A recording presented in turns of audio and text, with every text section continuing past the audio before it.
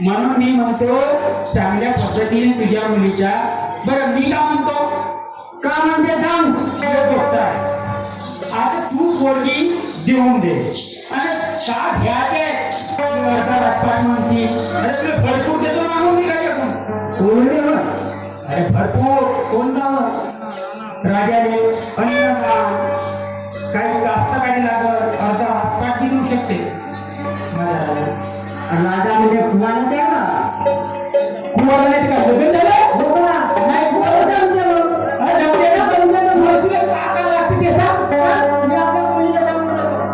सांगून देतो ना काय तेच खाली काही हा वगैरे आणि ठेवतानी नाही 5 रुपयामध्ये माझं लग्न होते 5 रुपया कुणाला पाठव 5 रुपये काय एवढाच काम आहे